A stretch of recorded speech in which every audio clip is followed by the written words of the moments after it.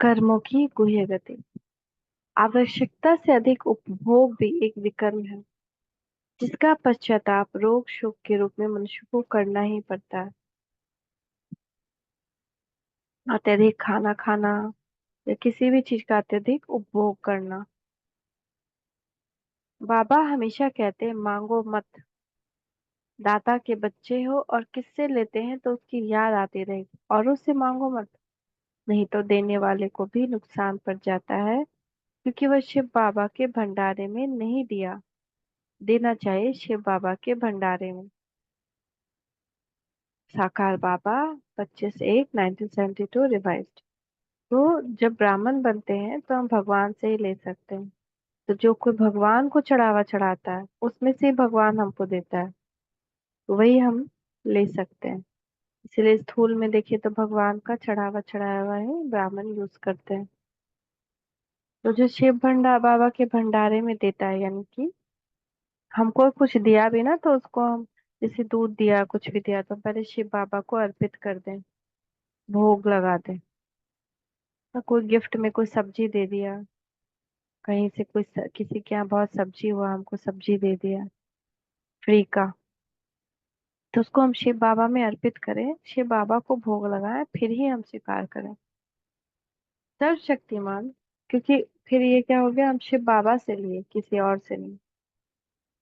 सर्वशक्तिमान सर्वज्ञ परमात्मा का बनकर अल्पज्ञ यथाशक्ति संपन्न आत्माओं से कोई आशा रखना भी परमात्मा की निंदा कराना है, और उसका भी दंड समय पर पश्चाताप के रूप में आत्मा को भोगना ही पड़ता है। सिर्फ परमात्मा से आशा रखना है, लेकिन यदि हम किसी और आत्मा में आशा रखते हैं तो वो परमात्मा की निंदा कराना होता है, उसका भी दंड मिलता है। बिना सोचे विचारे कोई कर्म कर लेना जिससे किसी आत्मा को दुख होता है तो वह भी पाप है, और उसका दंड पश्चाताप के रूप में आत्मा को भोगना पड़ता है। रामायण के पात्र राजा दशरथ और श्रवण कुमार का वृत्तांत इसका उदाहरण है, जिससे अनुभव होता है कि दुनिया वाले वाले में भी इस तरह की मान्यताएं हैं। मतलब पानी की गुड़गुड़ आई और हमने क्या किया, तीर चला दिया, और वो दूसरे पे लगना। ऐसे ही किसी पे भी हमें कभी इल्जाम लगाते, कहीं से कुछ सुना और हमने कुछ बोल दिया, उसको इल्जाम लगा दिया, तो हमने कितना दुख दिया है अपनी लाइफ में, हमको सोचना चाहिए। और उसका फिर हमको पश्चाताप के रूप में दंड समय पर आत्मा को भोगना ही पड़ता है।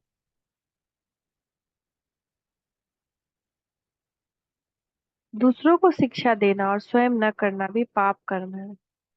उसका भी दंड पश्चाताप के रूप में आत्मा को भोगना पड़ता है, क्योंकि इससे स्वतः सिद्ध होता है कि उस कर्म की गति और उसके अशुभ शुभ अशुभ परिणाम को जानता है।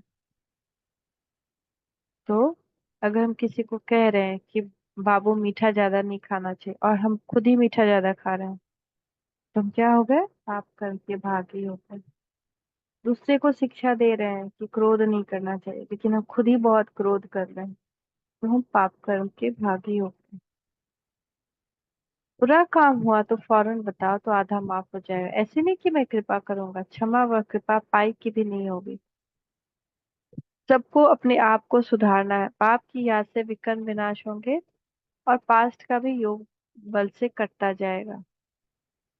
बाबा कोई क्षमा नहीं करता, कृपा नहीं करता, तुरंत बताने पे आधा माफ कर देता है, लेकिन अपने आप को सुधारना है और योग से विकर्म विनाश करना है, जिससे प्रेजेंट और पास्ट दोनों का भी कटता जाएगा पाप। साकार बाबा 0505 5 मई 2005 रिवाइज्ड। ट्रिब्यूनल में सबके लिए कोई निश्चित आत्माएं ही होंगी, या हर एक के लिए ट्रिब्यूनल में अलग अलग कोई विशेष आत्माएं होंगी।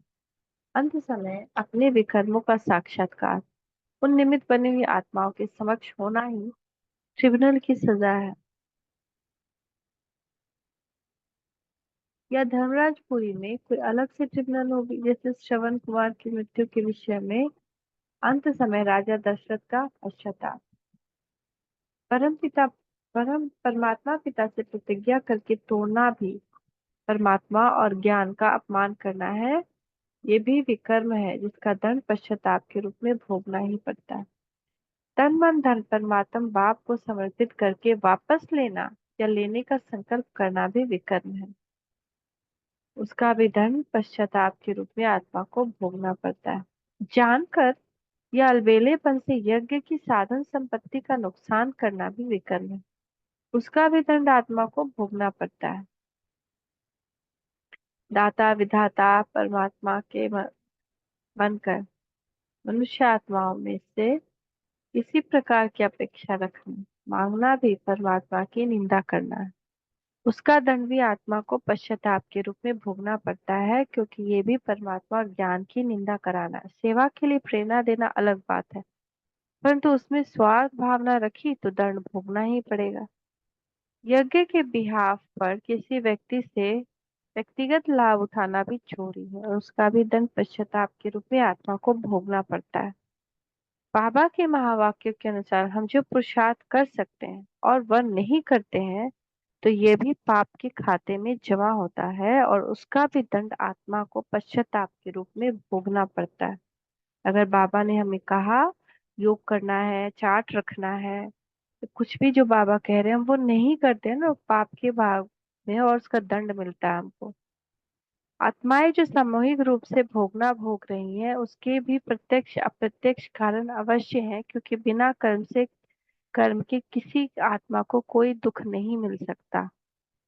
कर्म और कर्म के फल के बंधन में फंसने के कारण कर्म बंधनी आत्मा अपने स्टेज को ऊंचा पा नहीं सकती। ज्ञान स्वरूप होने के बाद और मास्टर नॉलेजफुल मास्टर सर्वशक्तिमान होने के बाद वह कोई कर्म जो योग युक्त नहीं है वह कर लेते हैं, तो इस कर्म का बंधन अज्ञान काल के कर्म बंधन से परम गुना जाता है। इसीलिए इसमें भी अनजान नहीं रहना कि ये छोटी छोटी गलतियां ये तो होंगी ही। जो विकर्म किए हैं उसकी सजा कर्म भोग के रूप में भोगनी ही पड़ती है। कर्म भोग अंत तक भोगना है, उसमें माफी नहीं मिल सकती। ड्रामा अनुसार सब होता है, क्षमा आदि होती ही नहीं। सब हिसाब किताब चुकतू करना ही है। साकार बाबा 25 जून 2005 रिवाइज। ये तो नाम मात्र या अंश मात्र की बातें हैं। कर्म का विधि विधान तो अति हुई है, जो परमात्मा ही जानते हैं। तो ये सब जो बातें हैं वो तो और सूक्ष्म बातें हैं।